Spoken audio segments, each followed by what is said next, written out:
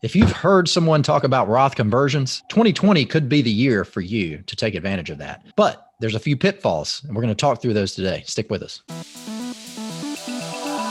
So when you're thinking about a Roth conversion, there's some primary items you want to consider, and then there's a few pitfalls that you want to try to avoid or be aware of when you're thinking about this, making this transaction happen. So when we're first talking about it, Will, what are some of those big primary items to consider when you're first starting out investigating a Roth IRA conversion? Yeah, and some of the key concerns and things to think about are your current and future tax bracket. What are your expected income sources?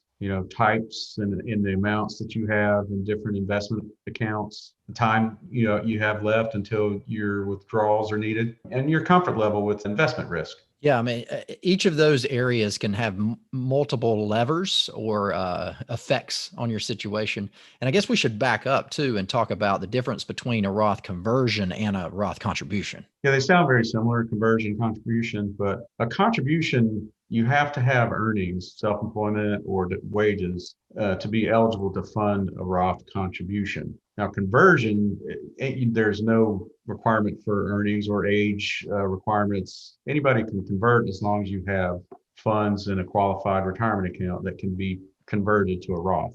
And 2020 is an interesting year for a Roth conversion, right? Because of certain legislation that was passed this year. Yeah, with the pandemic, Congress passed the CARES Act to stem the financial fallout, and one of the provisions was they allowed folks who are of the age to begin taking required distributions to waive that for 2020. Yes, a nice opportunity to take a look at in your situation, but there's also pitfalls, and you got to watch out for these other ways of calculating the tax or other income sources that you may be considering and how that plays into this decision, right? A couple of situations we see retired before Medicare age, and so they got to figure out health insurance, and often the option is the Affordable Care Act on the exchange, and so you have to be very careful about your income when you're thinking about the subsidy that you're receiving. So that's definitely a pitfall. If you go above that income limit, you could lose all your subsidy. Social Security income is something we look at as well,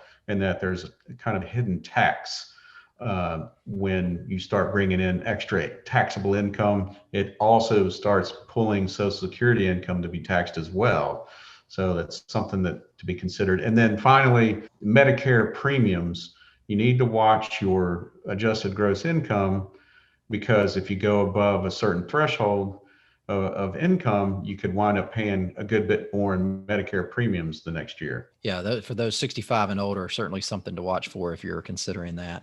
And then for those early retirees, it presents some nice opportunities to potentially get income taxed at a lower rate and then get it into a tax-free account. So that's ultimately the goal of this Roth IRA conversion. A really nice tool to use, but again, it has to be looked at year to year because portfolio income also can influence that. Interest, dividends, and capital gain distributions if you have that in a brokerage account. All things that we love to juggle and the problem solving we get to do every day with our financial plans and working with clients. So if you like this video and you found it useful, you could subscribe up here and watch many of our other videos as well. We're always here to answer client questions and provide feedback that's helpful. Thanks for joining us.